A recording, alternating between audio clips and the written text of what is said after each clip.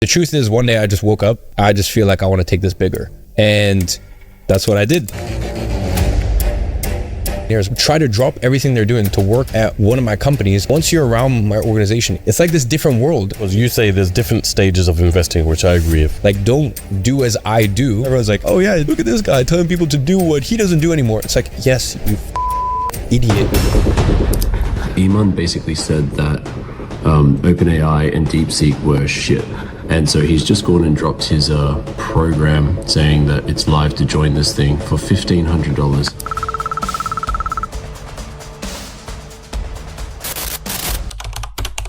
Iman Gadzhi says he runs companies that make millions. But the truth, the money doesn't come from those companies, it comes from selling dreams to his followers. He flies private, lives like a rock star, and sells one thing: the idea that you can live like him if you buy his course. But what if that course is worthless? Because that's exactly how he made his fortune, selling empty promises, dream lifestyles, and overpriced, low-value software. In this video, we expose how Iman Gadzhi fooled the world. Becoming rich from pretending to be rich has become far too popular, and few embody that better than Iman. His business model wasn't built on truth, but on belief. He sold the image of success wrapped in high-ticket courses like Agency Accelerator and six-figure SMMA. Is he really running a killer agency business, or just a master manipulator selling you dreams stitched together with montage edits and borrowed Lambos? Because let's be honest, selling get-rich-quick courses online has become the male version of OnlyFans. But instead of monetizing their bodies, these guys monetize ambition, flashing watches, villas, and value, all while quietly cashing in on your hopes. They fake it, just like the women faking flawless lifestyles on social media. Same game, but a different packaging. My my mom and my stepdad started dating. They met in Moscow. They dated for a year and a half, 2 years, then trialed living out in London, and then eventually he proposed and we moved to London, and it was great until it wasn't great. Eventually that kind of got rocky. I was 8 or 9.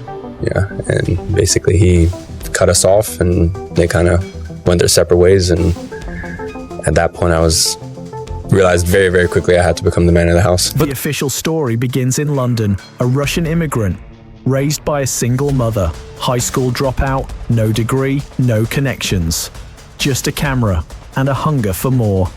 My stepdad moved to Dubai when I was 8 years old.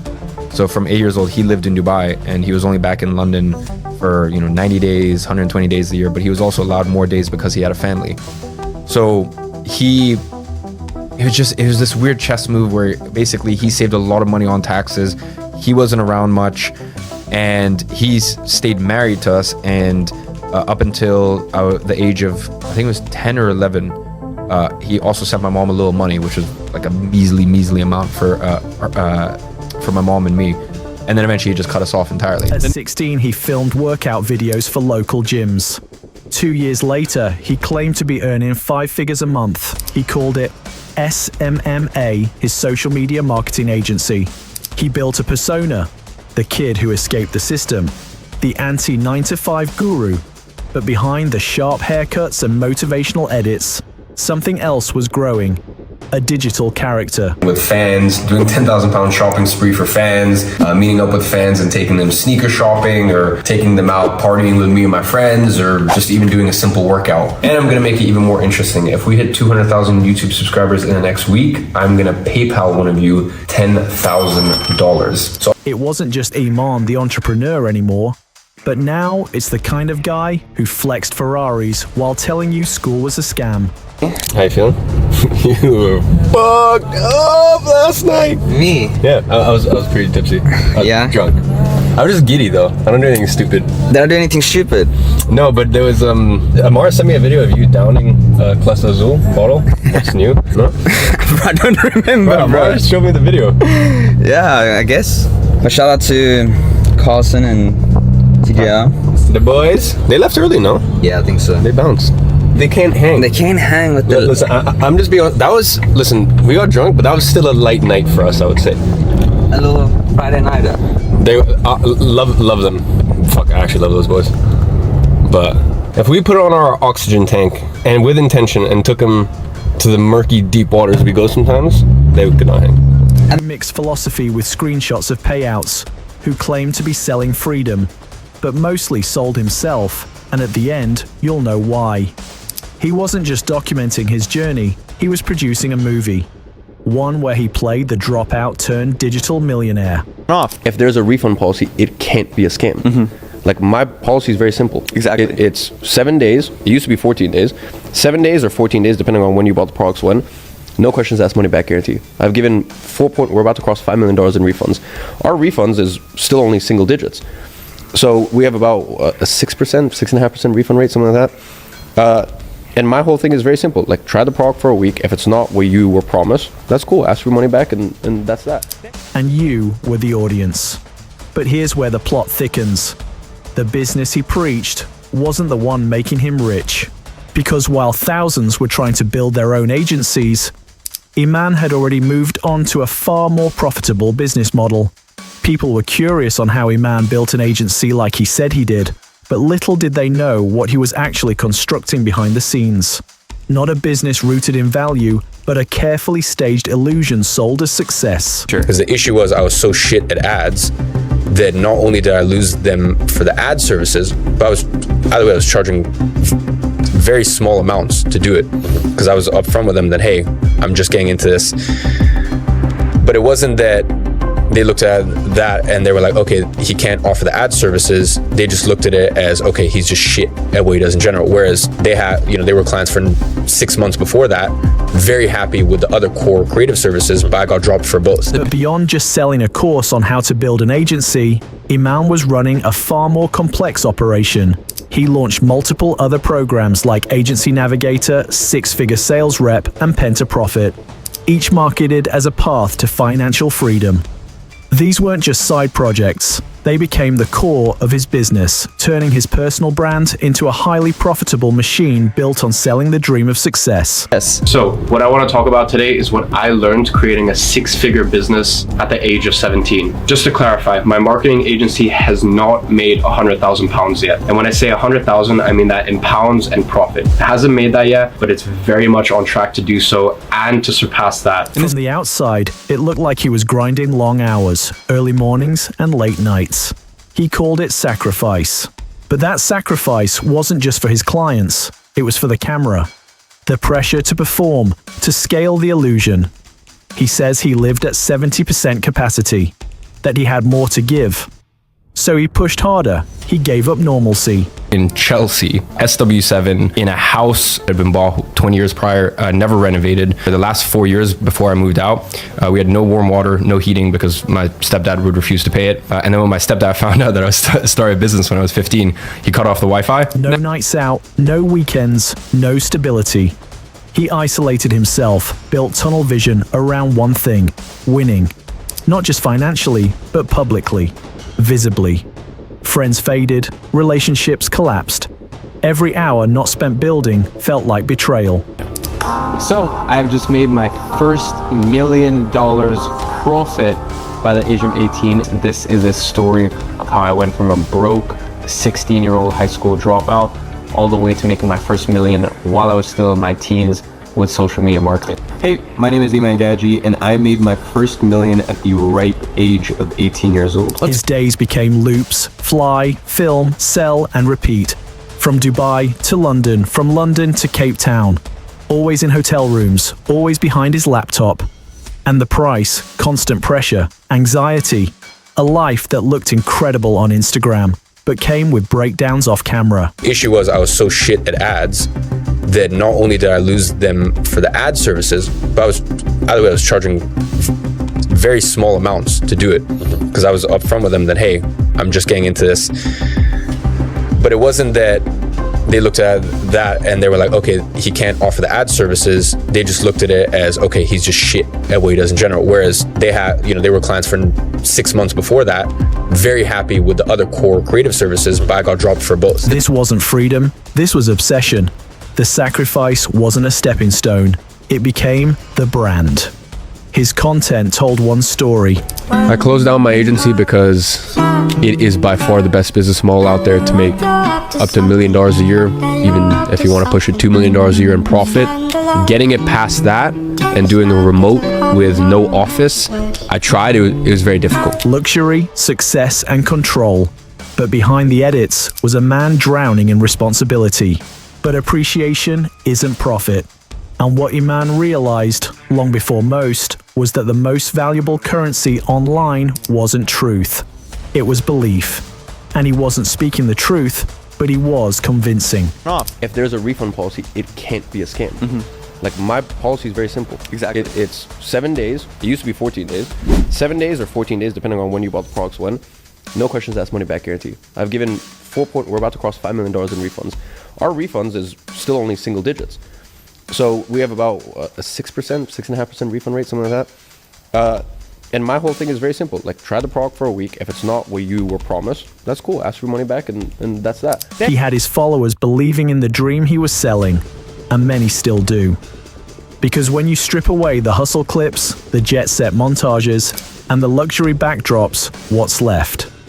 A man selling courses, high-ticket info products with names like Agency Accelerator, Six-Figure SMMA, and Agency Navigator. Iman broke his word, period. Going back to that marketing message, this is the NFT that you will never sell. You will never flip it. I really felt that he broke the trust, that he was not a man of his word. Like, my biggest beef really is that you can't be a lifetime member and keep the NFT at the same time too. Because for me, that is sketch. I was scammed. Prices range from $997 to $5,000. Masterminds up to $50,000. VIP coaching even more. And it worked. Because while most students struggled to land a single client, a man was cashing in on scale. He didn't need to run an agency, he just needed to sell the dream of running one.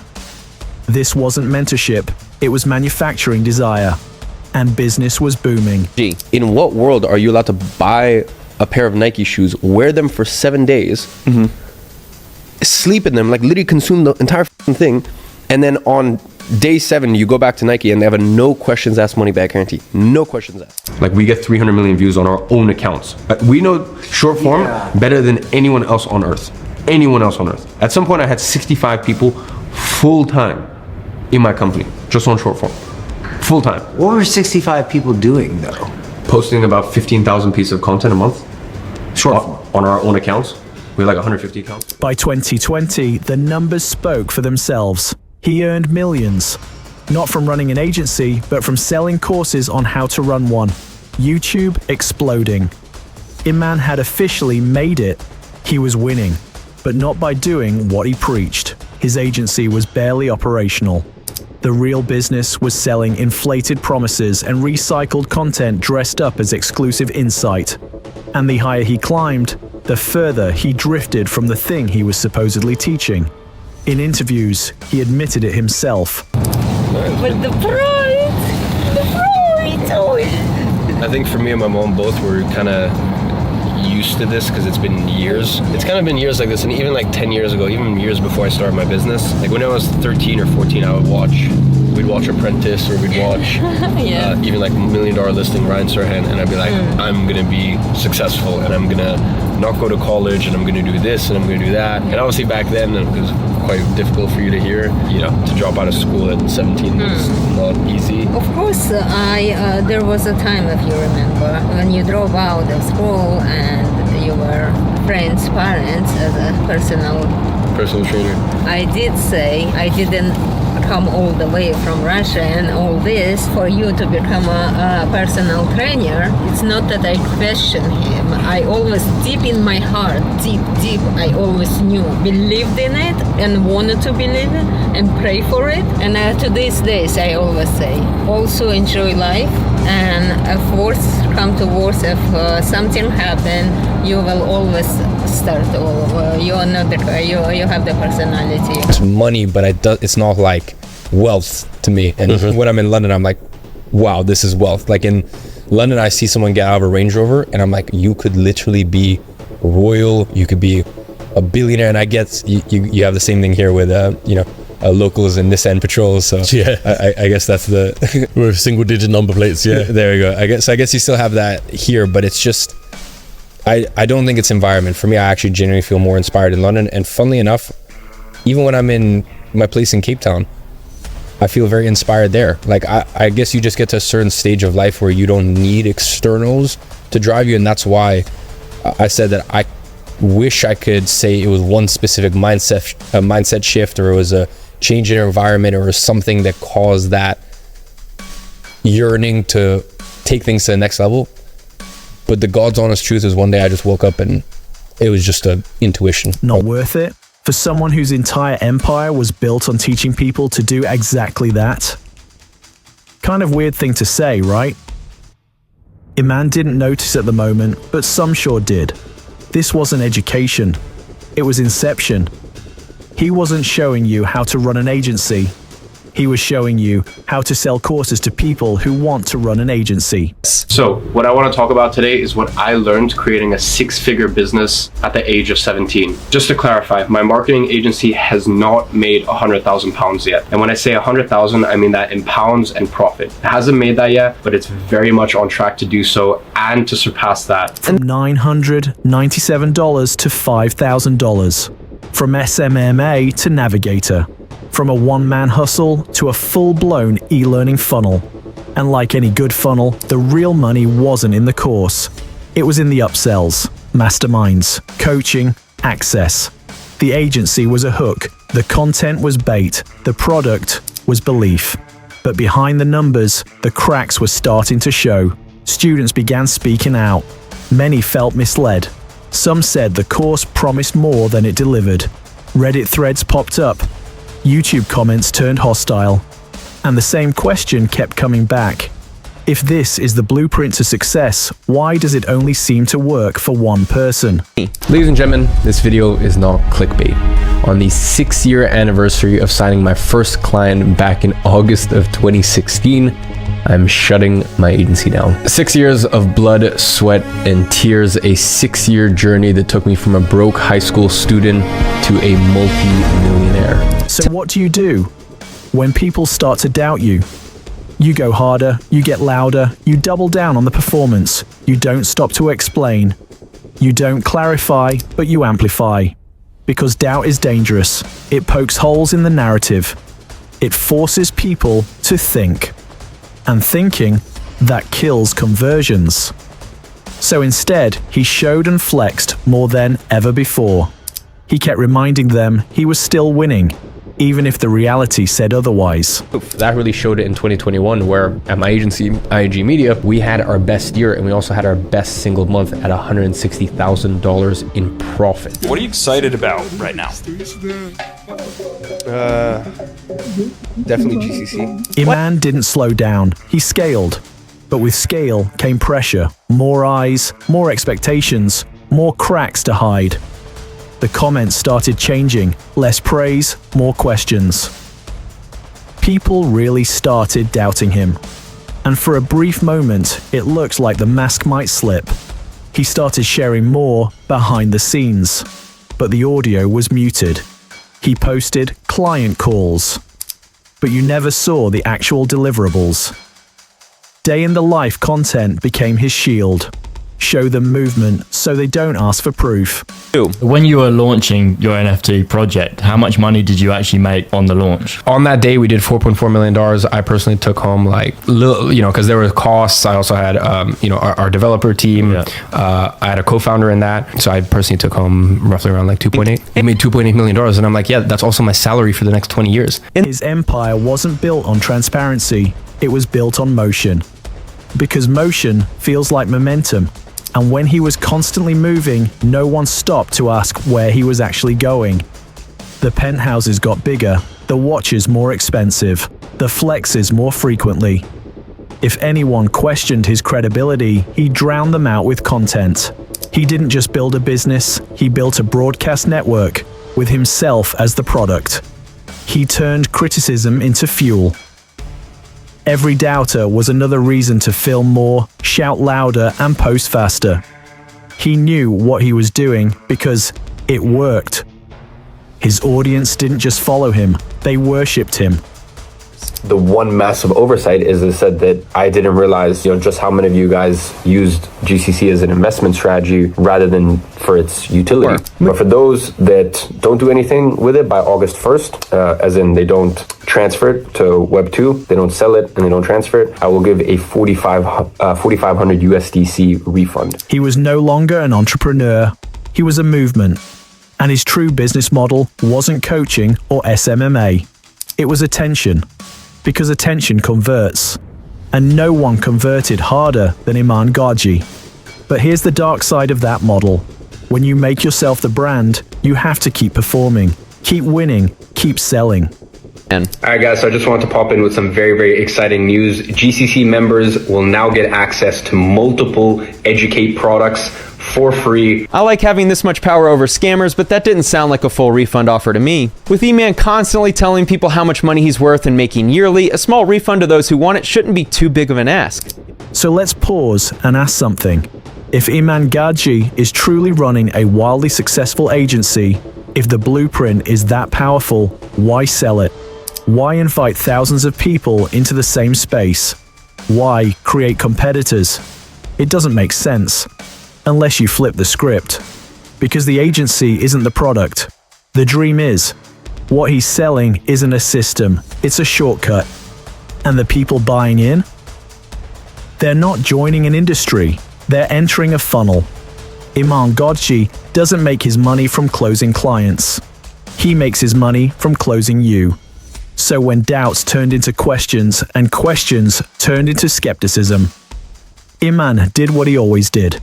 He launched something new. Okay, a hilarious one I see is all the stuff trying to take my UK company and discern all these things, and a lot of people are speaking on it when they don't even understand how the accounting system or auditing system works in the UK. If you have a business that has less than 7.5 million cash on hand or less than 50 employees, you don't have to release audited books.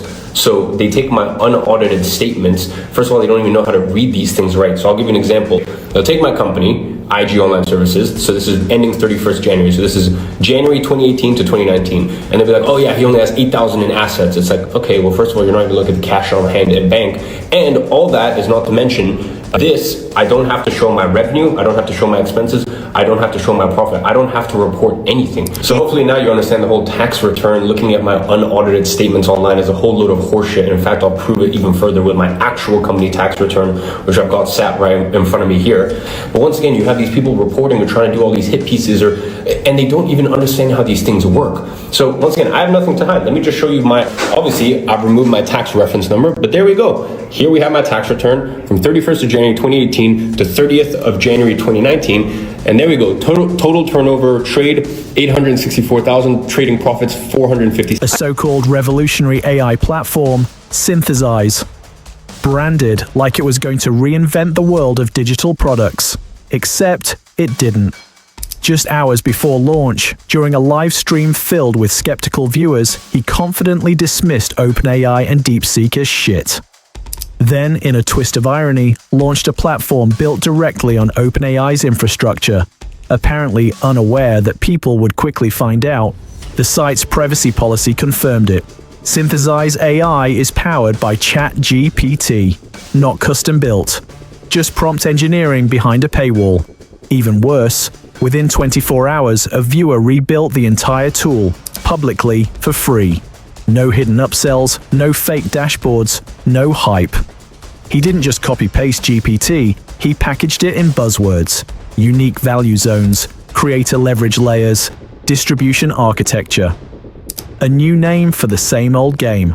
Do not let Iman Gadzhi take your money. I was actually about to purchase the Synthesize AI program, like I'm pretty sure a bunch of you guys were as well. It's $1,500 for 3 credits. At $3,000, this would be totally insane in terms of the incredible deal that you're getting, which is why it is an absolute no-brainer for you to sign up right now at a special deal of only $14.95. Meaning you get 3 uses for $1,500. Now, I know you might say, bro, why would you buy that? That's a waste of money. Well, it actually seems like a really good product, and it seems like a really good service for someone that wants to start making money online. Okay, the power is in your hands to either do it yourself or have it done for you. There's a much easier way to do this, and I spent almost a year creating my own AI specifically for the sole purpose of helping me create digital products that sell. It's called Synthesize AI. In my channel, I like to try out a bunch of different methods, see how they work, and my plan was to make a video purchasing the product, using it, and seeing if I can make money to do like a trial of the product. The very tool he dismissed,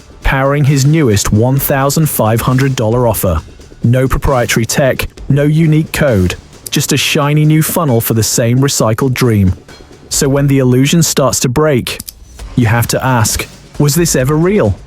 Or just really, really well packaged? Because when you dig deeper into his newest launch, Synthesize AI, the cracks widen. He called it revolutionary, a groundbreaking tool to help creators build and sell digital products with AI.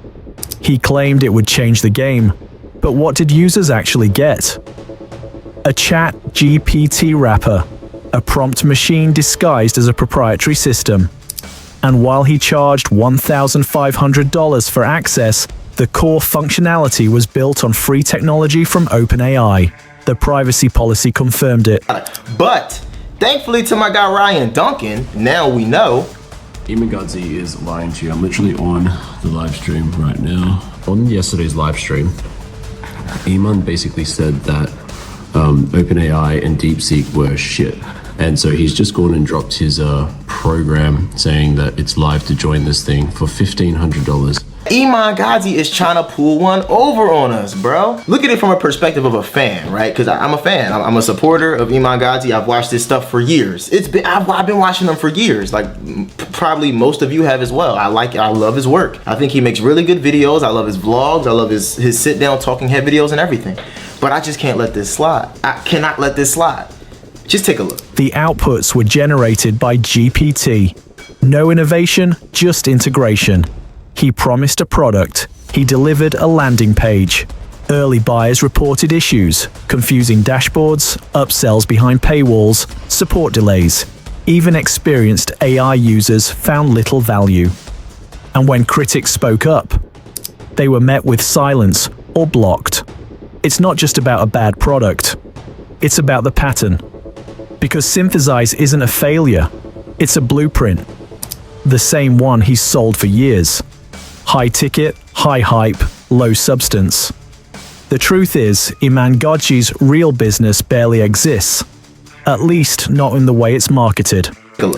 But basically he said like, they've built this crazy tool and all of this. Check this out. If you go to their website, I'm on Synthesize right now. Go right to the bottom here and click privacy policy on their website. And then you scroll to this part. It says right here, user input provided to Synthesize AI is processed by OpenAI's ChatGPT model. So they literally just prompted it. And I want to say shout out to Ryan Duncan because bro literally made a free version for anybody to try. Of course, you're going to need to sign up for ChatGPT like with a free plan and stuff, but he made a completely free version that's going to be linked in his video. I'm not going to link it on mine because I don't want to take away from him actually doing the good work of, you know, putting this out there. So if you want to get the free version, click the link in the description, go to his channel, make sure to like his video, tell him that you came from Kai's channel, say that you came from Kai Wavy, whatnot, and thank him for making this because it's amazing. I'm going to try it out and see how it is, but he made a completely free version of Iman's program, I should say. I used ChatGPT, of course, as you would, and I ran through their whole software and their full tech stack, and I pulled it all. And so what I've done, the flashy agency, the revolutionary platforms, the claims of entrepreneurial mastery, they're just part of the performance. His actual business, it's not running a top-tier marketing agency. It's not building cutting-edge software. It's selling the idea of getting rich. YouTube is his marketing machine. The dream is the product. And the courses, that's where the money comes in. He's not teaching how to build wealth. He's monetizing your desire for it. Because if he's really that successful, if the blueprint works that well, why keep selling it? Why document every moment of your life? Because that's the final truth. He doesn't film to inspire. He films to convert. And what he's selling isn't freedom. It's fiction.